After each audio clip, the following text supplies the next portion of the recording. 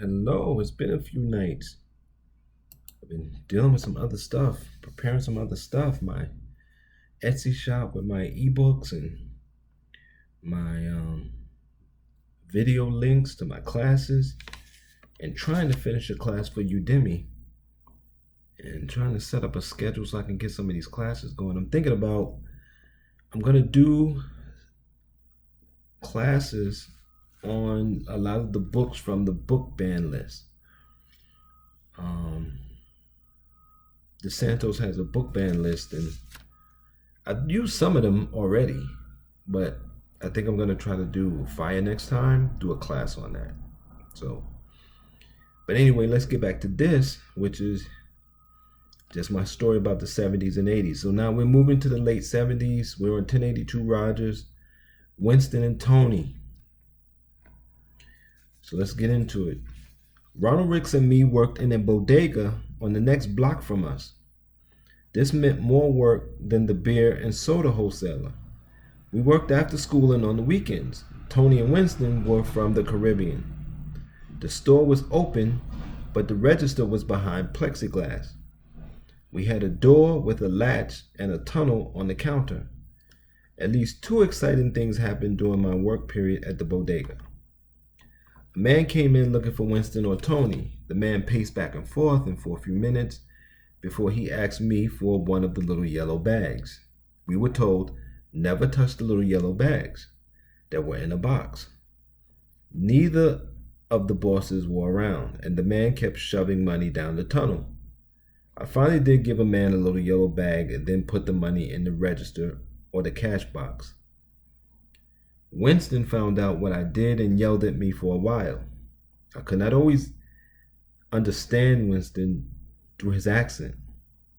Winston screamed at the man much longer than he screamed at me. I was a child. The man should have known better. I remember the man being banned from the store forever. I learned later that the little yellow bags were filled with marijuana. So remember, you got to think I'm 9 years old, 9 to 10 years old. I know these little yellow bags are different, but I'm 9. I was actually a child, as opposed to when we call most black men children at 25 and 26. I was actually 9. I would often work a few hours after school, then return home before my curfew. The whole being home before the street lights came on was a real rule. And Tony asked me to close the store one evening. So I closed the store and walked home. It's like 11. My mother was waiting for me. She did not believe that I was at work and beat me for coming home too late. It was around midnight because you had to close the store, close the gates. I remember I'm 9 or 10. I was also put on punishment for a week. The next day I told my mother I had to let Tony and Winston know that I was on punishment and could not work. My mom did not want me to lose my job, so she allowed me to inform my bosses. Tony came back with me to explain to my mother that I was doing him a favor. My mother was wrong to brutalize me, and I exploited that for months. No child should have to work anywhere, but we were working. I'm sure that children are working in the United States today. Matter of fact, I know it. Like they are in China, India, etc. This is why I laugh at people who tell me that other countries are harder than the US.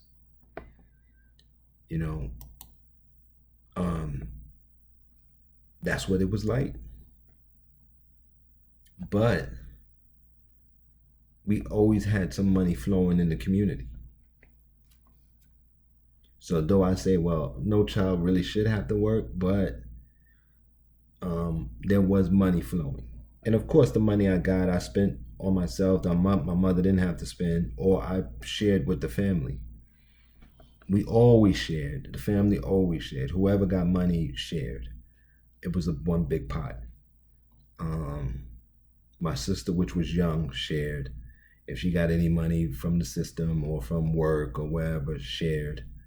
So That's the way it was. That's the way we grew up. Until we all became adults and was able to make our own money, and then we all went our own ways, and then no unity. Not like it was then when we really had to depend on each other, which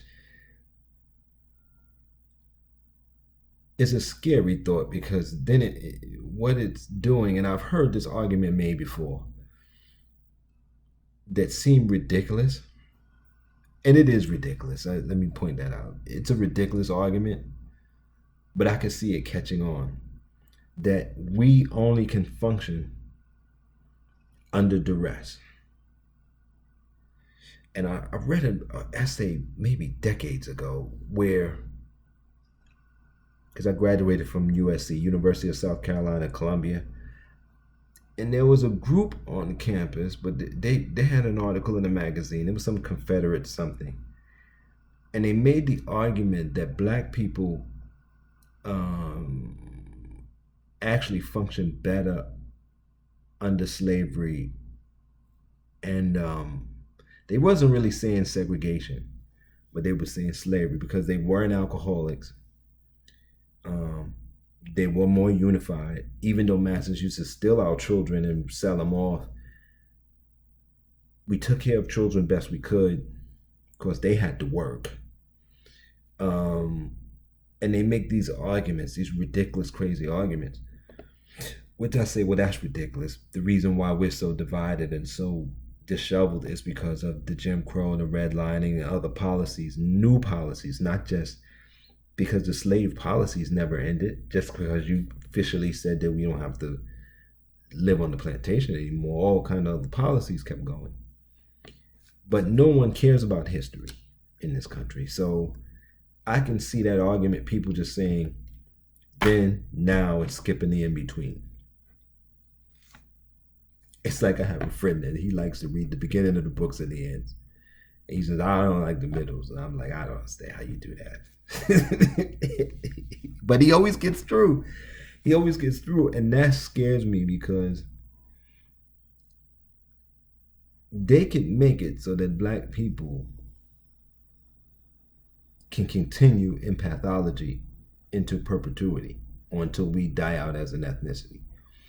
But lucky enough, nature will say, is saying, you must do it this way or you are going to die out. Not 10, 20, 30, 50 years from now, but now.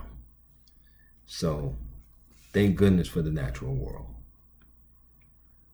forcing us to do what we should be doing anyway. I went on way too long. I'll try to see you tomorrow for a new one. Until then, you know how to support me. You can give directly, become a sponsor, hit the links. Got a lot of stuff going on in those links. When you don't see me for a couple of days, I've been working on the links. My shop, my Udemy, my Patreon. I'm putting a lot of stuff up there. Oh, and I do a live every Sunday at 7. This Sunday, I'm going to be talking about Secret Invasion. Last Sunday, we talked about why Americans don't revolt. So join the Patreon and you see the live. Take care. Be safe.